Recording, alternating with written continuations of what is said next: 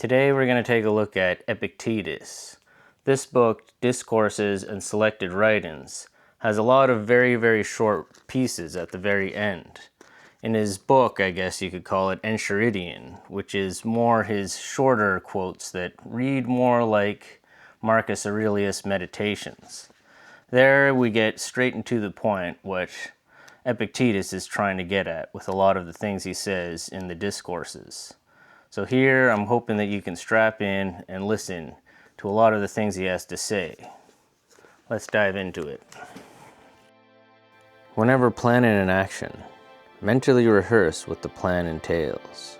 If you are heading out to bathe, picture to yourself the typical scene of that bathhouse. People splashing, pushing, yelling, and pinching your clothes. You'll complete the act with more composure if you say at the outset, I want a bath, but at the same time, I want to keep my will aligned with nature.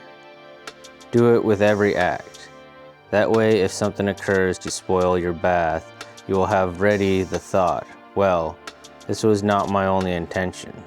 I also meant to keep my will in line with nature, which is impossible if I go all to pieces whenever anything bad happens. It is not events that disturb people. It is their judgments concerning them. Death, for example, is nothing frightening, otherwise it would have frightened Socrates. But the judgments that death is frightening, now that is something to be afraid of. So when we are frustrated, angry, or unhappy, never hold anyone except ourselves, that is, our judgments, accountable. An ignorant person is inclined to blame others for his own misfortune. To blame oneself is proof of progress. But the wise man never has to blame another or himself. Don't pride yourself on any assets but your own. We could put up with a horse if it bragged of its beauty. Don't you see that when you boast of having a beautiful horse, you are taking credit for the horse's traits? What qualities belong to you? The intelligent use of impressions. If you use impressions as nature prescribes, go ahead and indulge your pride, because then you will be celebrating a quality distinctly your own. Don't hope that events will turn out the way you want. Welcome events in whichever way they happen. This is the path to peace. Sickness is a problem for the body, not the mind, unless the mind decides that it is a problem. Lameness, too, is the body's problem, not the mind's. Say this to yourself, whatever the circumstance, and you will find without fail that the problem pertains to something else, not to you. Under no circumstances ever say, I have lost something. Only, I returned it. Did a child of yours die? No, it was returned. Your wife died? No, she was returned. My land was confiscated? No, it was returned too. But the person who took it was a thief. Why concern yourself with the means by which the original giver effects its return?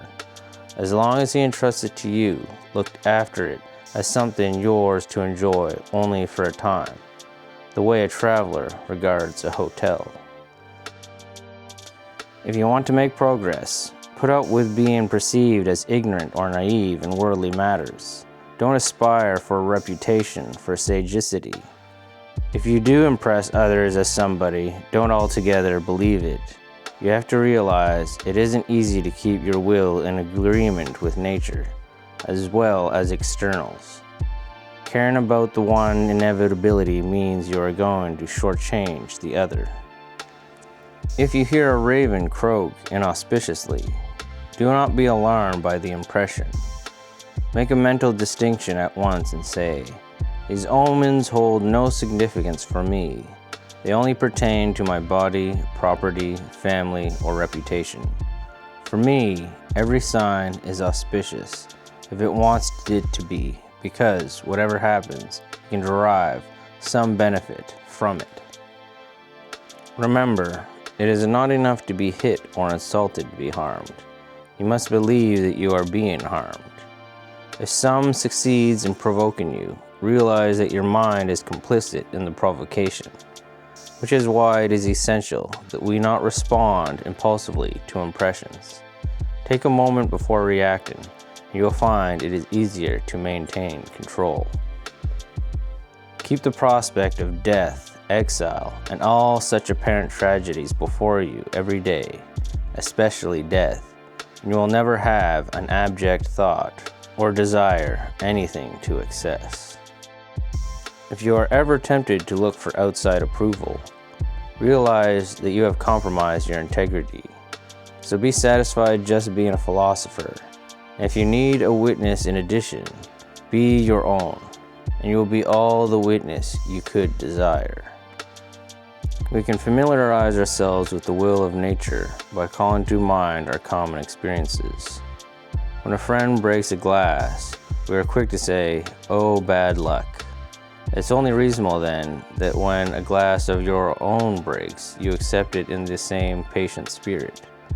Moving on to graver things, when somebody's wife or child dies, to a man we all routinely say, "Well, that's a part of life." But if one of your family is involved, then right away it's poor, poor me. And we would do better to remember how we react when a similar loss afflicts others. If your body was turned over to just one, you would doubtless take exception. Why aren't you ashamed that you have made your mind vulnerable to anyone who happens to criticize you, so that it automatically becomes confused and upset? If you undertake a role beyond your means, you will not only embarrass yourself in that, you miss the chance of a role that you might have filled successfully. As you are careful when you walk not to step on a nail or turn your ankle, so you should take care not to do injury to your character at the same time. Exercise such caution whenever we act, and we will perform the act with less risk or injury. Each man's body defines the limit to his material needs, as, on a small scale, the foot does with regard to toes. Observe this principle, and you will never be in any confusion as to what those limits are. Exceed them, and you inevitably fall off a virtual cliff.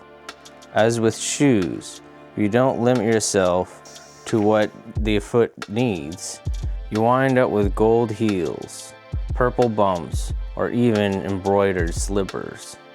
There's no end once the natural limit has been exceeded. It shows a lack of refinement to spend a lot of time exercising, eating, drinking, defecating, or copulating. Tending to the body's needs should be done incidentally, as it were. The mind and its functions require the bulk of our attention. The following are non sequiturs. I am richer, therefore superior to you. Or, I am a better speaker, therefore a better person than you. These statements, on the other hand, are cognate. I am richer than you, therefore my wealth is superior to yours. And I am a better speaker, therefore my diction is better than yours. But you are neither wealth nor diction. Whatever your mission, stick by it as if it were a law and you would be committing a sacrilege to betray it. Pay no attention to whatever people might say. This no longer should influence you. The first and most important field of philosophy is the application of principles such as do not lie.